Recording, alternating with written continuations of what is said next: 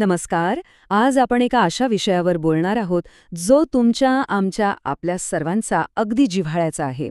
भारतातील सार्वत्रिक आरोग्य व्यवस्थेचं हे सविस्तर विश्लेषण आहे. हा फक्त काही आकडेवारीचा खेळ नाहीये बरं का, ही देशातील लाखो लोकांच्या जगण्याची आणि जीवन मरणाची रोजची लढाई आहे. चला तर मग या व्यवस्थेच्या अगदी मुळाशी जाऊया आणि आजची नेमकी परिस्थिती समजून घेऊया. सुरुवात करण्यापूर्वी आपण एका भीषण वास्तवाकडे लक्ष देऊया. विचार करा, एका आईला रात्री मुलाला अचानक ताप आला. ती धावत पळत सरकारी दवाखान्यात गेली, पण तिथे डॉक्टर नव्हते. दुसऱ्या दिवशी ती पुन्हा गेली तर औषध नव्हतं. तिसऱ्या दिवशी बेड नव्हता आणि चौथ्या दिवशी कोणतीही आशा उरली नव्हती. हा प्रसंग आपल्यासमोर एक अस्वस्थ करणारा प्रश्न निर्माण करतो. आपण गरीब आहोत म्हणून आपल्याला वेळेवर आरोग्य मिळत नाही का, की आपली आरोग्य व्यवस्था गरिबांसाठी पुरेशी उभीच नाहीये? भाग 1. सार्वजनिक आरोग्य व्यवस्था म्हणजे काय, या जीवनरेषेची खरी व्याख्या आधी समजून घेऊया. बघा, सार्वजनिक आरोग्य व्यवस्था म्हणजे फक्त विटा आणि सिमेंटची मोठी हॉस्पिटल्स नसतात.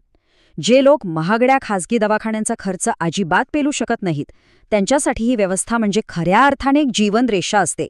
ही त्यांच्या जगण्याची शेवटची आशा असते. ही व्यवस्था त्यांना फक्त उपचारच देत नाही, तर त्यांना जगण्याचा सन्मानही देते. आता या व्यवस्थेत येतं तरी काय? सरकारी हॉस्पिटल, गावाकडची प्राथमिक आरोग्य केंद्रे, मोफत औषध वितरण आणि लसीकरण, वेळेवर मिळणारी ॲम्ब्युलन्स, डॉक्टर, नर्सेस, स्वच्छता आणि तपासण्या, हे सगळं मिळून एक सक्षम जाळे तयार होणं अपेक्षित असतं. पण मग खरा प्रश्न हा आहे की हीच जीवनरेषा आपल्याला अनेकदा तुटलेली आणि विस्कळीत का दिसते? भाग 2. नेमकं कुठे कमी पडतंय? या व्यवस्थेतील मुख्य त्रुटी कोणत्या आहेत ते पाहू. सगळ्यात पहिला आणि गंभीर प्रॉब्लेम म्हणजे डॉक्टर आणि कर्मचाऱ्यांची कमतरता.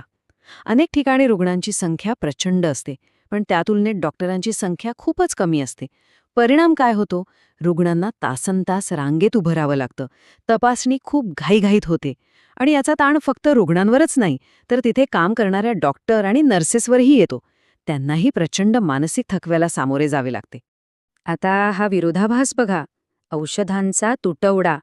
अनेकदा गरीब कुटुंबांना सरकारी दवाखान्यात गेल्यावर सरळ सांगितलं जातं, हे औषध आमच्याकडे नाही, बाहेरून घेऊन या. आता तो गरीब माणूस विचार करतो, मोफत उपचारासाठी सरकारी दवाखान्यात आलो तरी औषध बाहेरूनच का आणायचं? हा प्रश्न व्यवस्थेवर खूप मोठं प्रश्नचिन्ह निर्माण करतो. ग्रामीण भागाचा विचार केला तर परिस्थिती आणखी वेगळी आहे. तिथे आजाराशी लढण्यापूर्वीच एक वेगळाच संघर्ष सुरू होतो. एकतर गावातून हॉस्पिटल खूप दूर असतं, ॲम्ब्युलन्स वेळेवर पोचत नाही आणि समजा रुग्णालयात पोचलं तरी तिथे तपासणीची सुविधा नसते. या सगळ्यामुळे होतं काय, तर आजार वेळेवर पकडलाच जात नाही आणि आपल्याला माहिती आहे आजाराचं निदान होण्यास झालेला उशीर किती जीवघेणा ठरू शकतो.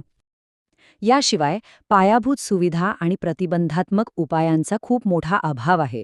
कधी रुग्णाला बेड मिळत नाही, कधी मशीन्स बंद असतात, तर कधी प्रतीक्षा यादी खूप मोठी असते. खरं तर आरोग्याची लढाई ही उपचाराआधीच सुरू होते. लोक आजारी पडल्यावर उपचारावर खर्च होतो, पण पोषण, स्वच्छ पाणी, नियमित तपासणी आणि जनजागृती या गोष्टींवर खूप कमी लक्ष दिलं जातं. भाग 3. गरीब माणसाची वेदना. हे दुहेरी आर्थिक संकट कसं असतं ते बघूया. जेव्हा एखादा गरीब माणूस आजारी पडतो ना, तेव्हा तो फक्त शरीराने आजारी नसतो. तो आर्थिकदृष्ट्याही पूर्णपणे कोसळतो. त्याच्यासमोर उभे राहतात ते हे प्रश्न: औषध घ्यायचं की घर चालवायचं?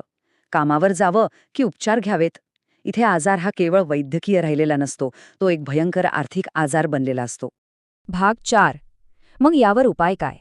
बदल घडवण्यासाठी काय सुधारणा आवश्यक आहेत? सुदैवाने यावर काही स्पष्ट उपाय आहेत. पहिलं म्हणजे प्राथमिक आरोग्य केंद्रे मजबूत करा, जेणेकरून गावातच चांगली सुविधा मिळेल. दुसरं, लोकसंख्येनुसार डॉक्टर आणि नर्सेसची भरती वाढवा. तिसरं म्हणजे आवश्यक औषधांची उपलब्धता वाढवा आणि औषधांचा स्टॉक पारदर्शक करा. डिजिटल ट्रॅकिंगचा वापर करून कोणत्या हॉस्पिटलमध्ये किती बेड्स आणि औषधं आहेत याची माहिती उपलब्ध करा. प्रतिबंधात्मक आरोग्यावर म्हणजेच पोषण आणि स्वच्छ पाण्यावर मोठी गुंतवणूक करा. आणि सर्वात महत्त्वाचं, नागरिक सहभाग वाढवण्यासाठी तक्रार निवारण यंत्रणा अगदी सोपी करा. भाग 5.